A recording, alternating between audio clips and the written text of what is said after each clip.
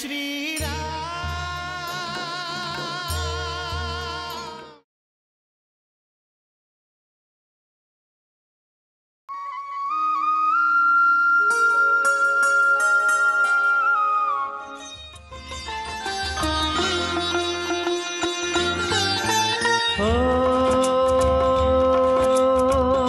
जान गए प्रभु चतुर सुजाना,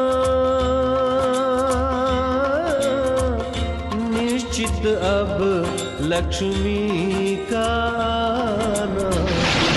युग चमके दे संकेत, श्री आएगी जनकनी के। जब अकाल से त्रस्त था सारा मिथिला देश, तब ऋषियों ने जनक को भेजा ये संदेश।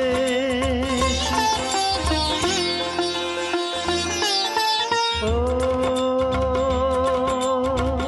हे राजन हल स्वयं चलाओ, प्रजाजनों के कष्ट मिटाओ।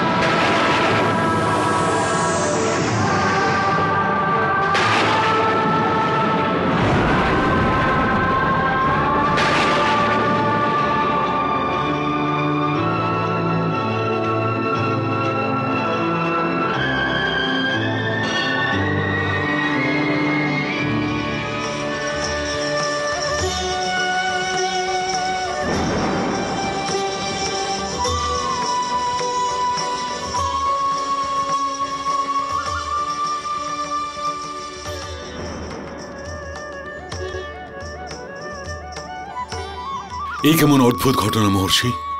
এই শিশুটা এ কোনো অদ্ভুত ঘটনা নয় মহারাজ, এটা তো প্রমাণ যে আপনি যে ব্রহ্মযজ্ঞ করেছিলেন তা সফল হয়েছে। ভূদেবী আপনার উপর খুবই প্রসন্ন হয়েছেন।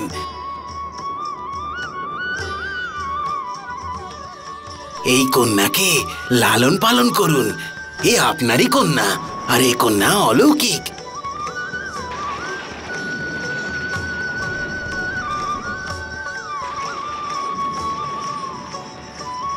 মহারাজ জনক, ভগবান আপনার উপর প্রসন্ন হয়েছেন।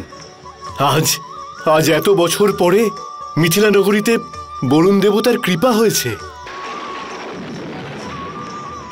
এই কন্যা তো আপনার জন্য খুবই সৌভাগ্যবতী মহারাজ।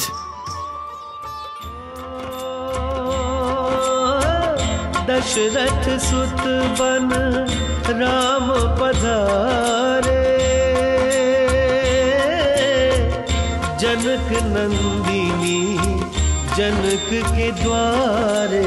मिथिला में लक्ष्मी अवध में नाथ, देखे अब तब हो एक साथ।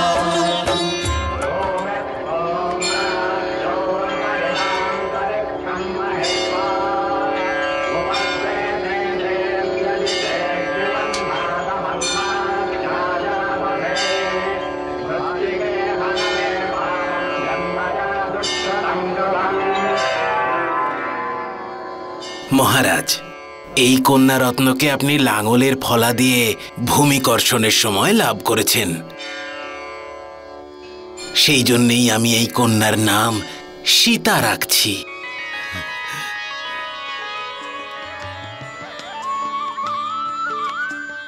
সীতা? সীতা?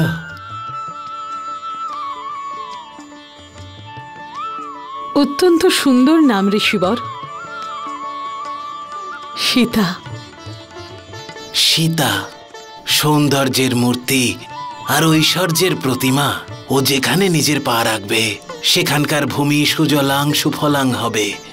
মহর্ষি, সেটা দিয়ে প্রমাণই করে দিয়েছে সীতার জন্মের পরে মিথিলা শস্যে পরিপূর্ণ হয়ে উঠেছে। এই বছরে মিথিলা ধনধান্যে পূর্ণ হবে। আমাদের কন্যা শুভ। কন্যারা শুভই হয় মহারানী, তারা যেখানেই যায় সৌভাগ্য নিজের সঙ্গে নিয়ে যায়। सिय भगवती रुदन करे से कोई अबोध बालिका जैसे। माँ जब आकर करे दुलार तब सूखे आंसू की धार।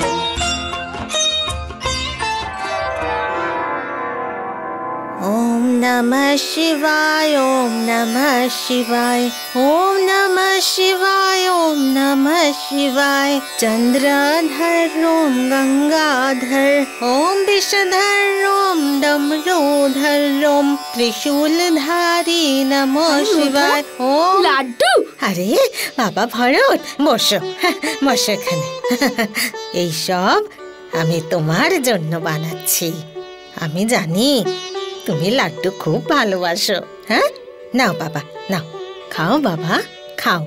কিন্তু লাড্ডু তো রাম দাদারও পছন্দ। ওর নাম নেবে না আমার সামনে। তুমি খাও। রাম দাদা না খাওয়া পর্যন্ত আমি কখনো খাই না। ভরত, রাম দাদা, এই তো দাদা এসে গেছে, দাদা এসে গেছে।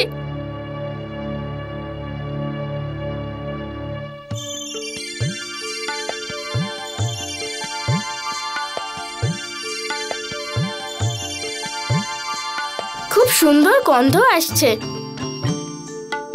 মনে হচ্ছে উনি লাড্ডু বানিয়েছেন।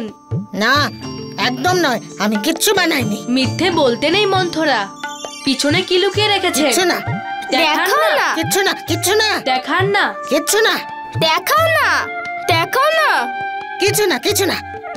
আমাদের কেন বলছেন না? তোমার কিছু না, পেছনে কিচ্ছু কিছু না। তো আছে। খাও না রাম দাদা, হ্যাঁ? মন্থরা লাড্ডু বানিয়েছে। আরে আমি ভালো করেই জানি যে উনি আমাকে কত ভালোবাসেন। আমার জন্য এই লাড্ডুটা উনিই বানিয়েছেন।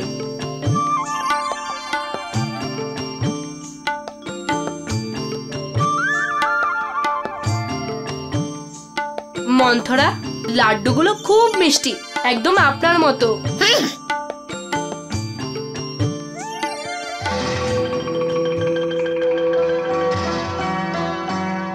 जय श्री राम।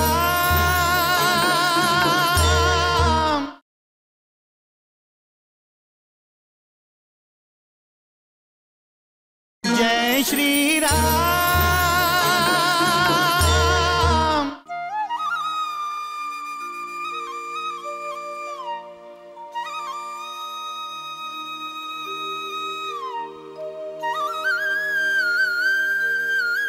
প্রণাম গুরুদেব। আয়ুষ্মান ভব, যশস্বী ভব। আসন গ্রহণ করুন।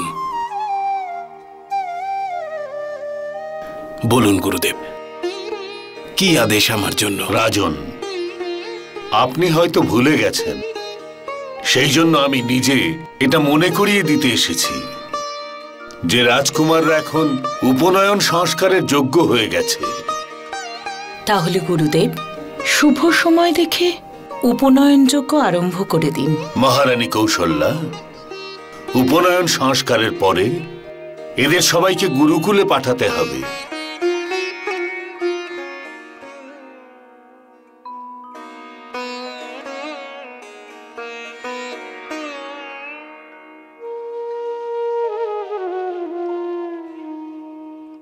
কি হয়েছে মহারাজ, আপনি মৌন হয়ে গেলেন কেন? গুরুদেব, বলছিলাম রাজকুমারদের গুরুকুলে পাঠানো কি আবশ্যক? রাজন, এই সময় রাজা নয়, আপনি পুত্র মোহে বদ্ধ একজন পিতা হয়ে কথা বলছেন। আপনি ঠিকই বলেছেন গুরুদেব।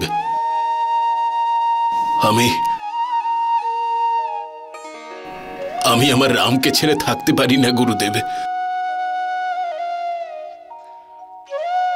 আপনিই বলুন গুরুদেব,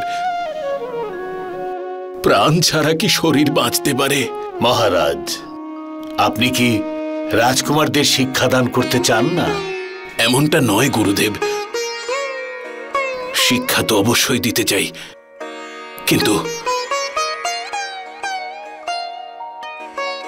কিন্তু রাজকুমাররা রাজভবনে থেকেও তো শিক্ষা লাভ করতে পারে। না রাজন, আপনারই ভালোবাসা, আপনারই মমতা আর আপনারই পুত্র মোহ রাজকুমারদের উন্নতির পথে বাধা হয়ে দাঁড়িয়ে যাবে।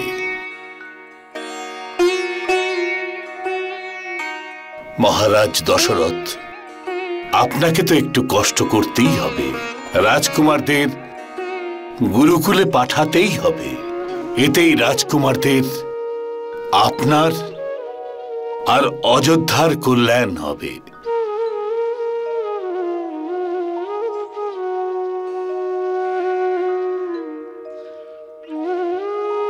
রাজন, আমি উপনয়ন সংস্কারের মুহূর্ত নির্বাচন করে ফেলেছি। আজ থেকে ঠিক 7 দিন পরে আমি রাজকুমারদের গুরুকুলে নিয়ে যাব।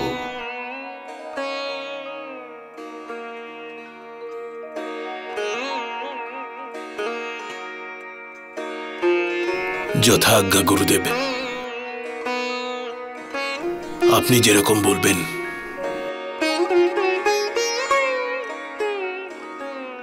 মহারাজ দশরথ, চোখের জল মানুষকে দুর্বল করে দেয়। একজন আদর্শ মাতা পিতার নিজের হৃদয়ে উৎপন্ন হওয়া ওইসব ভাবনাগুলোকে দমন করা উচিত, যেটা সন্তানদের উন্নতির পথে বাধা হয়ে দাঁড়ায়। রাজন, চিন্তা ভবিষ্যতের চাইতে বড় হতে পারে না। আয়ুষ্মান ভব, কল্যাণ হোক, কল্যাণ হোক।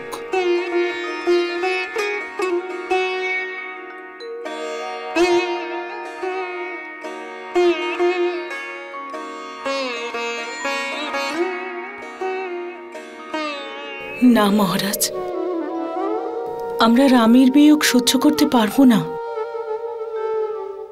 শিক্ষা শেষ না হওয়া পর্যন্ত ওরা আমাদের থেকে দূরে থাকবে, এই কল্পনাই আমাদের এত কষ্ট দিচ্ছে।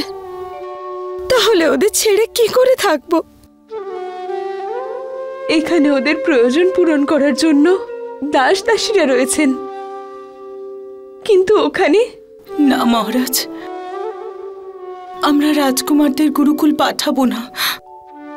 মহারানী, গুরু বশিষ্ঠদেব পরম জ্ঞানী। উনি আমাদের মনের দুর্বলতা বুঝতে পেরেছেন। সেই জন্যই উনি এই সিদ্ধান্ত নিয়েছেন যে রাজকুমারদের গুরুকুলে যেতেই হবে।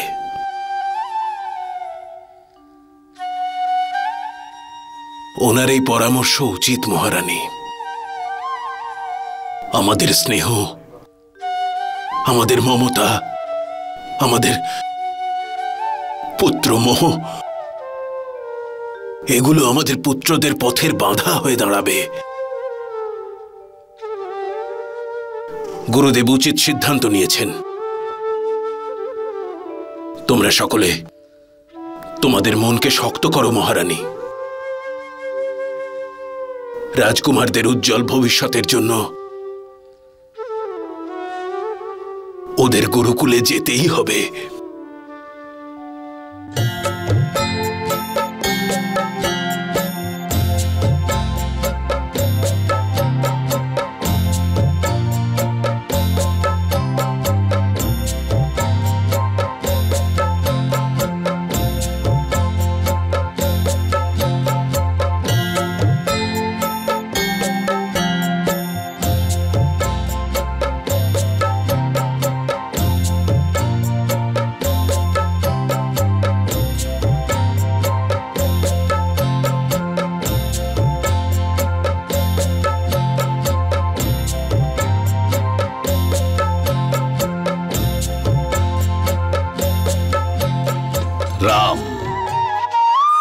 আমি তোমাদের চারজনকে সূর্যদেবের আজ্ঞা মতো আমার শিষ্য হিসেবে স্বীকার করছি,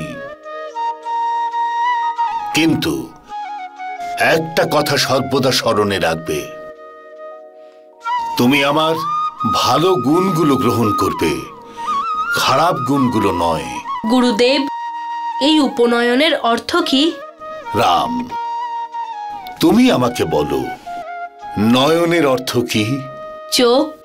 হ্যাঁ, উপর অর্থ হলো দ্বিতীয়, অর্থাৎ নূতন। উপনয়নের অর্থ হলো নূতন দৃষ্টি। তাহলে কি আমরা নতুন দৃষ্টি পেয়েছি? হ্যাঁ, আজ থেকে তোমরা সবাই এই জগৎকে নতুন দৃষ্টি দিয়ে দেখবে।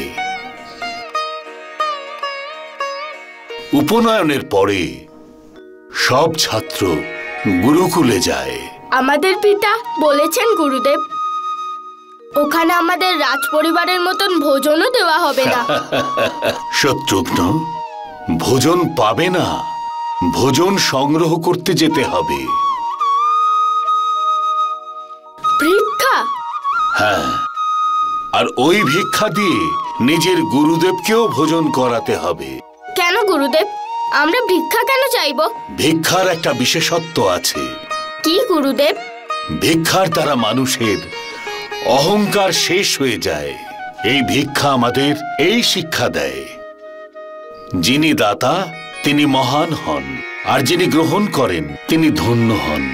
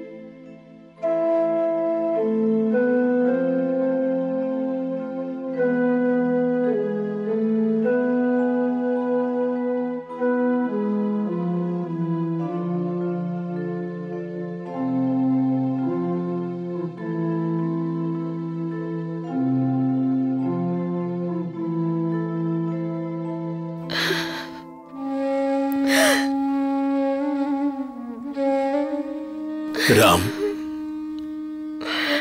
তোমার ভাইদের নিয়ে ভিতরে যা। মহারাজ, ভিক্ষা গ্রহণ করে ব্রহ্মচারীরা গৃহে অবস্থান করে না। এখন এই ব্রহ্মচারীদের ওপর তার গুরুকে ভোজন করাবার দায়িত্ব রয়েছে। সেই জন্য এরা এখন গুরুকুলে যাবে।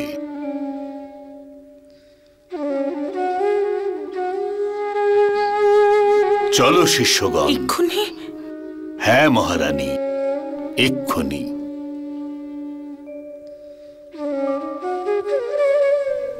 চলো।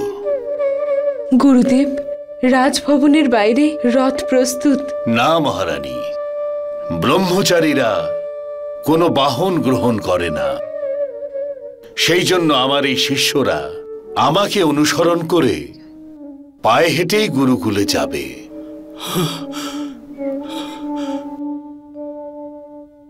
আপনাদের সবার কল্যাণ হোক। এসো শিষ্যগণ। ও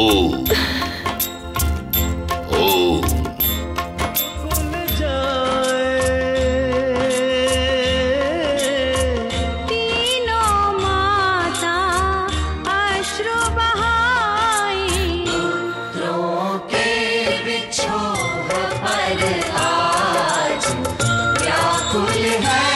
दशरथ